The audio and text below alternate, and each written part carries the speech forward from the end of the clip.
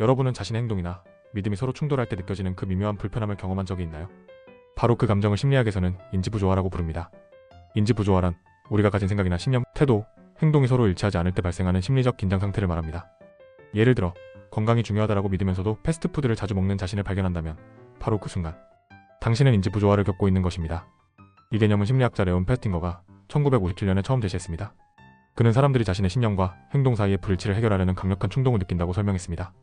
즉, 우리는 마음속에서 일관성을 유지하려고 노력합니다. 인간의 뇌는 모순 상태에 오래 머물러 있기를 싫어하기 때문에 갈등을 완화하기 위해 다양한 방식으로 행동한다는 것이죠. 예컨대 자신의 행동을 정당화하거나 새로운 정보를 받아들여 기존 신념을 바꾸거나 아니면 그 행동 자체를 변화시키는 방식에 해당합니다. 이 개념은 단순한 심리 이론을 넘어 우리의 일상생활, 사회구조, 그리고 대중문화에서 중요한 역할을 하고 있습니다. 그 예는 무궁무진합니다. 한 가지 대표적인 사례는 담배를 피우는 사람들입니다.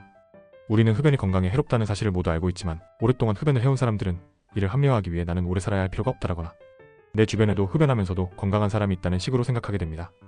이는 자신이 가진 행동과 신념 사이의 부조화를 줄이기 위한 전형적인 심리적 반응이라고 볼 수 있습니다. 또 다른 예는 쇼핑 후의 구매자 후회입니다.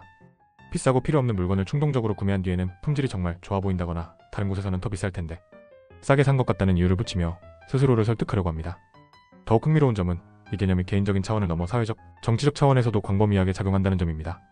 정치적 성향이 강한 사람들은 자신들의 신념과 맞지 않는 정보를 무시하거나 왜곡된 방식으로 해석함으로써 부조화를 줄이려고 노력합니다.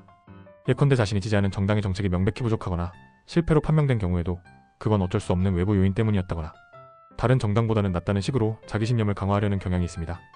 이는 단지 개인의 생각에만 영향을 미치는 것이 아니라 집단적 결정과 사회적 대화에서도 심각한 왜곡을 초래할 수 있습니다. 그렇다면 인지부조화가 우리의 일상에 미치는 영향은 무엇일까요? 첫째, 이는 개인의 의사결정 과정을 복잡하게 만듭니다. 자신이 내린 선택을 정당화하기 위해 타협하거나 불리한 정보를 무시하는 등의 행동을 하게 만들기 때문입니다. 둘째, 대인관계의 갈등을 초래할 수 있습니다. 서로 다른 신념이나 태도를 가진 사람들이 충돌할 때 우리는 상대방의 입장을 이해하기보다는 자신의 신념을 강화하려는 쪽으로 치우치게 됩니다. 셋째, 집단 내에서 갈등이 발생하기도 합니다. 특히 사회나 정치적인 논쟁에서 확신에 찬 신념이 충돌할 때 각자가 느끼는 인지부조화는 대화와 협력보다는 분열과 반목을 초래하기도 합니다. 그렇다면 이런 인지부조화를 해결하려면 어떻게 해야 할까요? 먼저 자신이 느끼는 불편한 감정의 본질을 정확히 이해하고 왜 이런 갈등이 발생했는지 스스로 질문하는 것이 중요합니다. 또 열린 마음으로 다양한 관점을 받아들임으로써 자신의 신념이 항상 옳지 않을 수 있다는 것을 인정해야 합니다.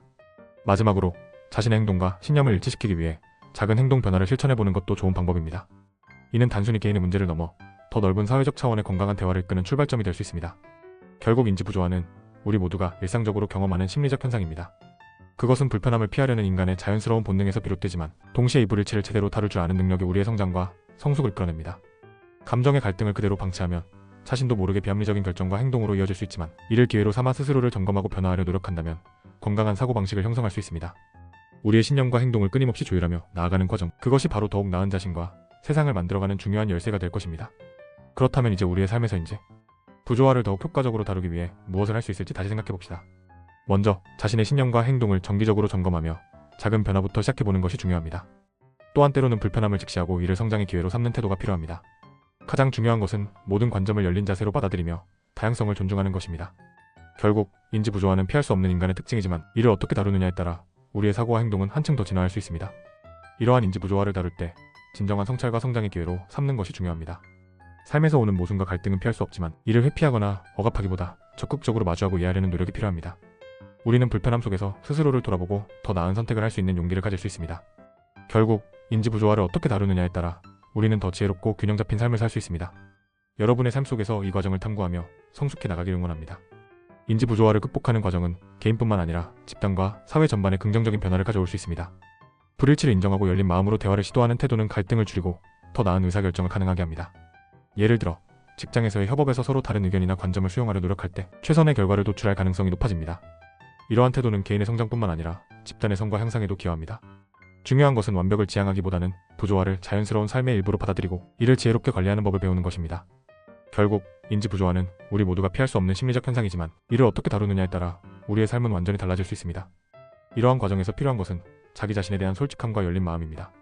불편함을 마주할 용기를 가지고 신념과 행동 사이의 차이를 점검하며 성장의 계기로 삼는다면 우리는 더 나은 자신으로 변화할 수 있습니다.